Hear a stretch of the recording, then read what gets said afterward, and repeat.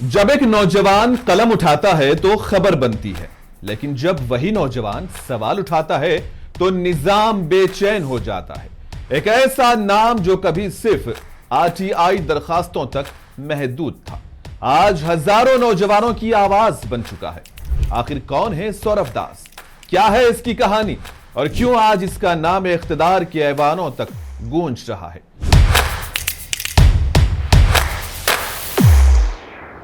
ये कहानी है एक ऐसे नौजवान की जिसने ताकत, इख्तिदार और खामोशी के सामने झुकने के बजाय सवाल पूछने का रास्ता चुना। सौरभ दास एक तहकीकाती सहाफी, आरटीआई एक्टिविस्ट और अब सीजेपी चीफ तर्जुमान है। सौरभ दास ने नौजवानी ही में आरटीआई के जरिए सरकारी इदारों से सवाल पूछना शुरू कर दिया। उनका यह मानना था कि जमहूरियत सिर्फ वोट डालने का नाम नहीं बल्कि हुकूमत से जवाब मांगने का भी हक है। सिर्फ रिपोर्टिंग करना उनका मकसद नहीं था, वो उन सवालों को आवाम तक पहुंचाना चाहते थे जिनके जवाब अक्सर बंद कमरों में रह जाते हैं। वैसे तो सौरभ दास उड़ीसा के रहने वाले हैं, पर ये अब दिल्ली में मुकीम है। जर्नलिज्म में सौरभ दास ने खास तौर पर कानून, अदलिया, गवर्नेंस, बदउनवानी और शफाफियत जैसे मौजूआत पर तहकीकाती रिपोर्टिंग की। इसी वजह से वो सोशल मीडिया और अवामी हलकों में एक अलग शनाख्त बनाने में कामयाब हुए। सौरभ दास ने ऐसे मौजूआत पर लिखना शुरू किया जिन पर लिखने से बहुत से लोग हिचकिचाते थे।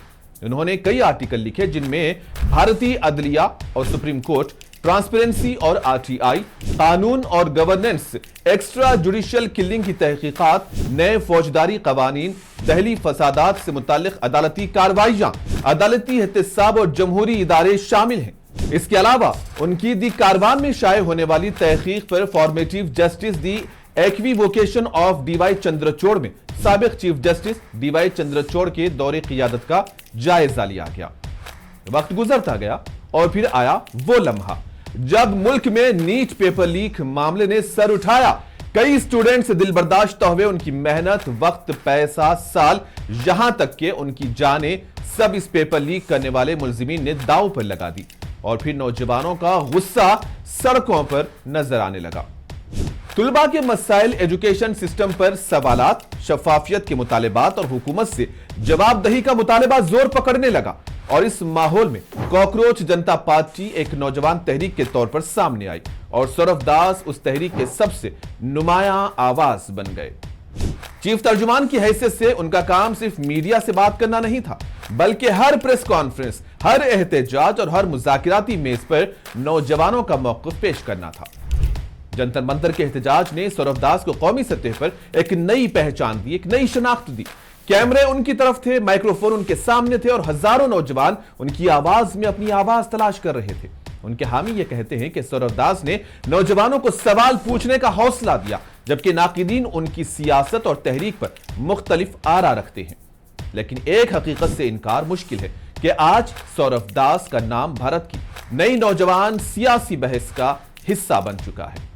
वो कहते हैं सवाल पूछना जुर्म नहीं, जमहूरियत का हक है। और शायद यही एक जुमला उनकी पूरी जद्दोजहद की सबसे बड़ी पहचान बन गया। जंतर मंतर से उठने वाली आवाज सिर्फ सड़कों तक महदूद नहीं रही। दिन रात जारी एहतजाज, नौजवानों का दबाव और मुसलसिल अवामी तवज्जो के बाद सियासी मंजरनामे में अहम तब्दीलियां देखने को मिली। आखिरकार मरकजी हुकूमत ने मुज़ाकिरात का फैसला किया। सौरभ दास और दीगर नुमाइंदों ने मरकजी वजीर जेपी नड्डा से मुलाकात की और अपने मुतालिबात पेश किए। ये वो लम्हा था कि इस तहरीक के लिए अहम मोड़ साबित हुआ, क्योंकि पहली बार हुकूमत ने बाज़ाब्ता तौर पर तहरीक की क़ियादत से बातचीत की। चंद ही दिन बाद एक बड़ा सियासी फैसला सामने आया। मरकजी वजीर तालीम धर्मेंद्र प्रधान ने इस्तीफा दे दिया। तारीख सिर्फ इख्तिदार में बैठने वालों के नाम नहीं लिखती, तारीख उन आवाजों को भी याद रखती है जो इख्तिदार से सवाल पूछती हैं।